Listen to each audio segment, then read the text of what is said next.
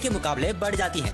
लेकिन हिरागी को झटका तब लगता है जब वो देखता है कि 120 लेवल वाले मंकी को हराने के बाद भी उसका लेवल अभी भी 1 ही है। अब हिरागी को इस दुनिया में आए हुए 5 महीने बीत जाते हैं। जब वो एक जगह बैठकर पानी पी रहा था तभी उसके ऊपर 322 लेवल की वुल्फ उस पर हमला कर देती है। हिरागी उस हमले को डॉज करके उस वुल्फ पर अपनी स्पेशल गुलेटिन किक का यूज करता है, जिससे वो वुल्फ खत्म हो जाती है। पिछले बार की तरह हिरागी को इसमें से भी कई सारे आइटम्स मिलते हैं, जिनमें एक वाटर स्पिरिट डैगर भी होता है, जिसका यूज करके अब हिरागी भी वाटर मैजिक का यूज कर सकता था। अब हिरागी का पहले की तरह फिर से एवोल्यूशन होना शुरू हो जाता है और अब तक 10 में से उसके 9 एवोल्यूशंस कंप्लीट हो गए थे। वो सोचता है कि जब उसका 10 एवोल्यूशन भी कंप्लीट हो जाएगा तब उसके साथ क्या होगा। जब वो ये सब सोच ही रहा था तभी उसको क्लेवर मंकी का ग्रुप चारों ओर से घेर लेता है और हम देखते हैं कि इस बार उनका लीडर भी उनके साथ आया था, जो हिरागी को फाइट के लिए चैलेंज कर देता है। हिरागी पूछता है क्या वो इस लड़ाई के लिए उससे मना कर सकता है, जिस पर वो गोरिल्ला उसको साफ इनकार कर देती है और उसके ऊपर एक जबरदस्त पंच मारने की कोशिश करती है। लेकिन हिरागी ने उस हमले को डॉज कर लिया था, जिसको देखकर वो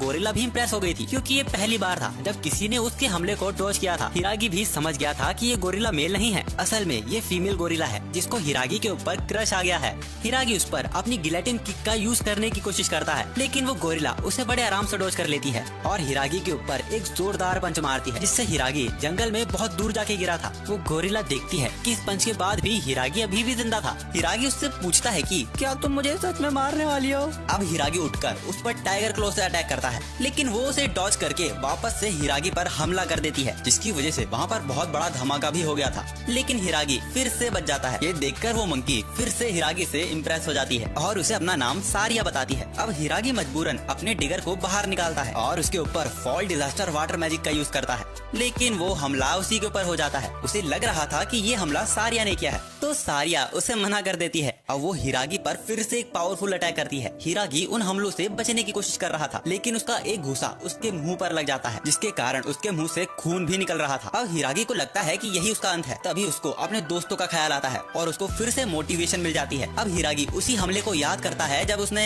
उस बंदर पे यूज किया था, पर हिरागी को नहीं पता था कि उस वक्त उसने ये कैसे किया था। अब सारिया फिर से उस पर अपना एक पावरफुल अटैक करने वाली थी, तभी हारिया अपने दोनों हाथों को खड़ा कर लेता है और उसके बगल में से वही स्मेल फिर से आती है। पर इस बार मामला बिल्कुल ही अलग था। सारिया की बेहोश होने की बजाय वो उल्टा उससे प्यार कर बैठती है और उसको उससे शादी करने को बोलती है। वो हिरागी को अपने साथ ले जाती है। अब हम देखते हैं कि सारिया हिरागी का एक वाइफ की तरह ख्याल रख रही थी। वो उसको खाने को खाना और पहनने के लिए कपड़े भी देती है। हिरागी को समझ नहीं आ रहा था कि ये गोरिल्ला इतना ज्यादा समझदार कैसे हो सकता है। उसको बस कैसे न कैसे यहाँ से बाहर निकलना था। उसको याद था कि उसने मैप में एक ब्लैक स्पॉट को देखा था। जब हिरागी उसके बारे में सोच ही रहा था तभी सारिया उसके पास आती है और उसे